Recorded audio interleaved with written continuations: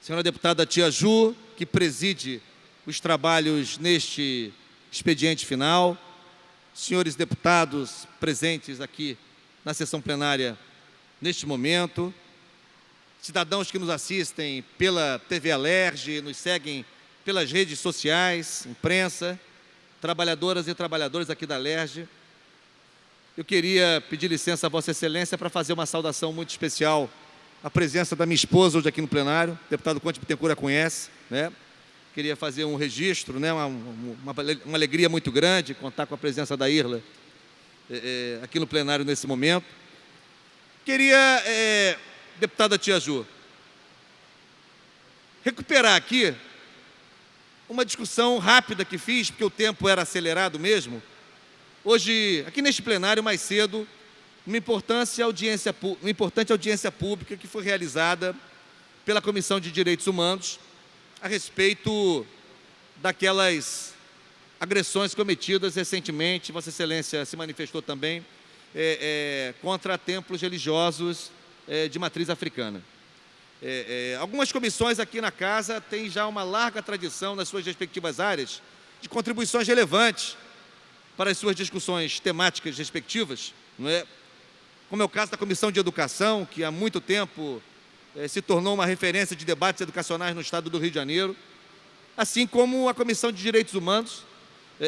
Hoje a audiência foi presidida pelo presidente da comissão, o deputado Marcelo Freixo, que também se converteu num importante espaço de debate, de discussões, de busca da superação de uma série de preconceitos e violações de direitos que atingem diferentes segmentos da sociedade fluminense.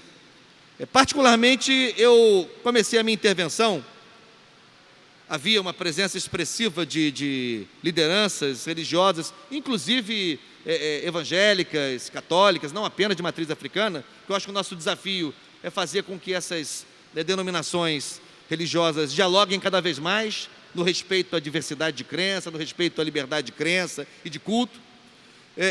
Eu comecei dizendo que considero que o ambiente que o Brasil vive hoje, um ambiente de golpe de Estado, de restrição à democracia, de entrega de patrimônio relevante, de riquezas relevantes, potencialidades estratégicas que vão sendo transferidas para o controle do grande capital transnacional.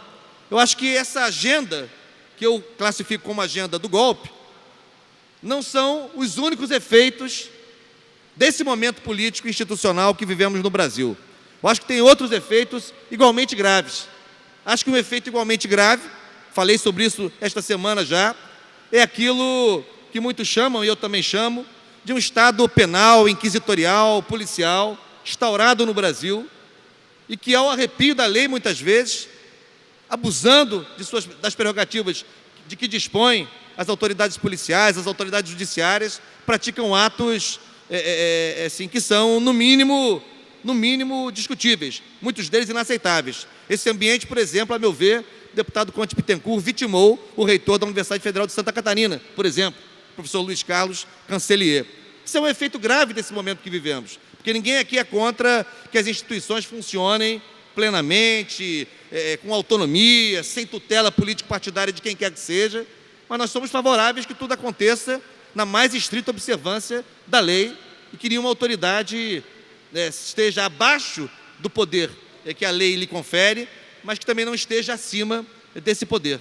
Enfim, e outro efeito muito perverso desse momento que vivemos, na minha análise, é o avanço que eu considero avassalador de um pensamento lastreado no ódio e na intolerância. Isso é muito grave. Isso tem se manifestado em várias áreas, né, da vida brasileira.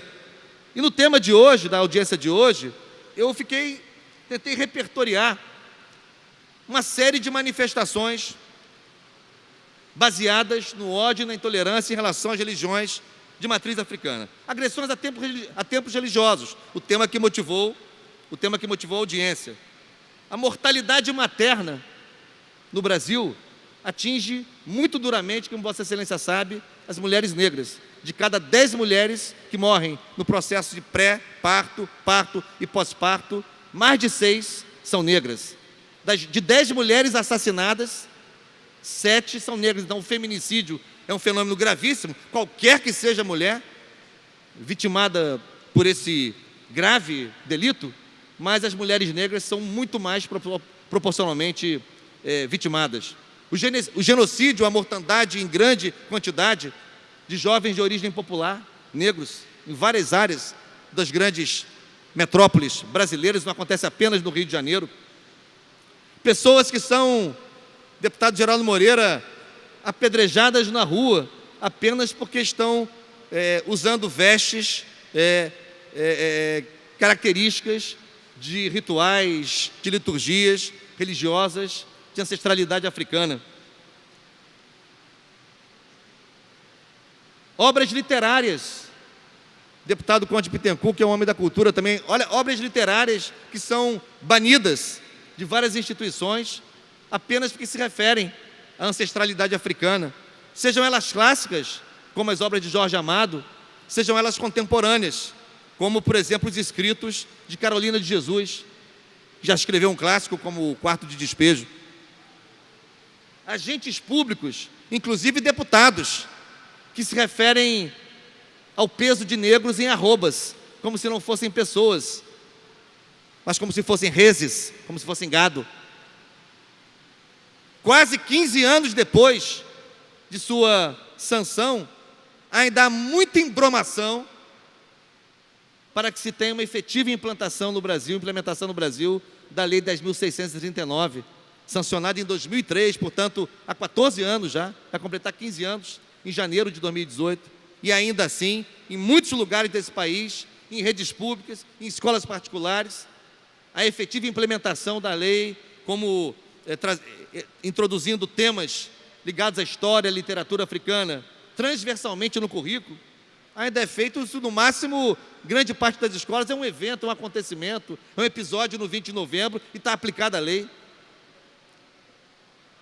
Ícones e objetos, imagens sagrados para essas religiões, que foram pilhados, que foram roubados de templos de candomblé, de umbanda, de terreiros dessas religiões, até hoje estão confiscados num prédio da Polícia Civil, aliás, num prédio emblemático da repressão, um contrassenso absurdo. Usos recorrentes na nossa língua, no nosso dia a dia, no uso corrente da linguagem, de vocábulos e expressões que desqualificam, os negros e negras, como o verbo denegrir, com a expressão a coisa está preta, mercado negro, tudo que é negativo, tudo que é pejorativo, tudo que é desqualificador, associado à negritude. E, portanto, aqui nós não estamos falando, deputado Geraldo Moreira, de intolerância apenas. Eu acho que intolerância, nesse caso, é absolutamente insuficiente. Aqui nós estamos falando do mais odioso racismo, das mais odiosas manifestações de racismo, em muitos casos de racismo institucional.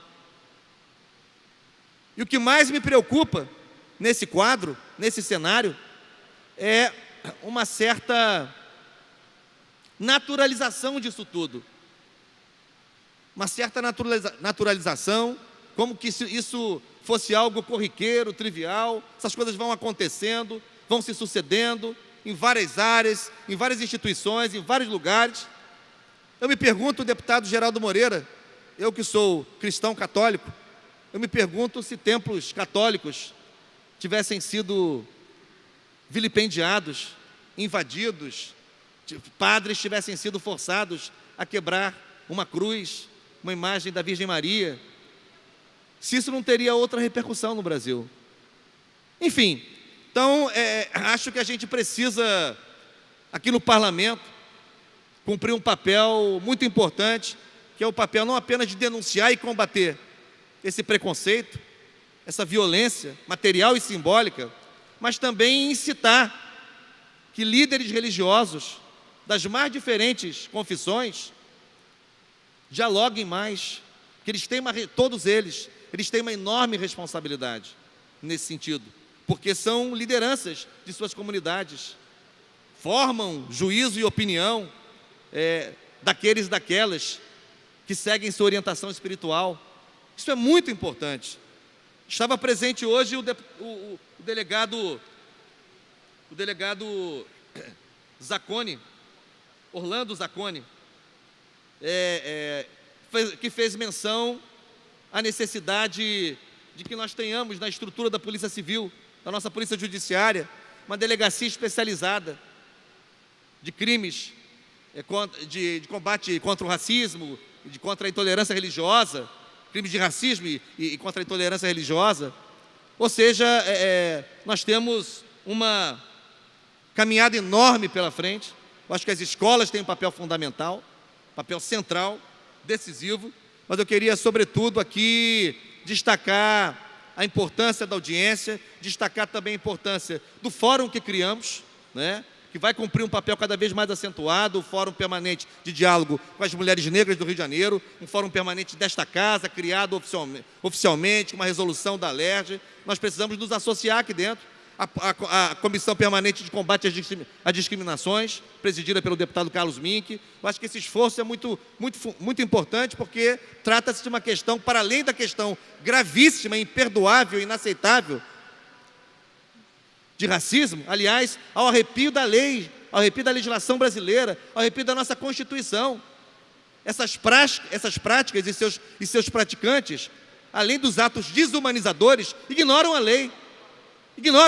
Por isso eu queria fazer menção a esta audiência de hoje de manhã, cumprimentar a Comissão de Direitos Humanos, cumprimentar os deputados e deputadas que dela participaram, os que não estiveram, mas enviaram suas assessorias, incitar que a gente dialogue mais, né, o nosso fórum permanente, de modo que a gente possa dar uma contribuição substantiva aqui no Parlamento Estadual para combater essa chaga, essa vergonha, esse cancro que marca até hoje a sociedade brasileira, inclusive o Estado do Rio de Janeiro, que é a marca do racismo, do preconceito, da violência racial. Muito obrigado.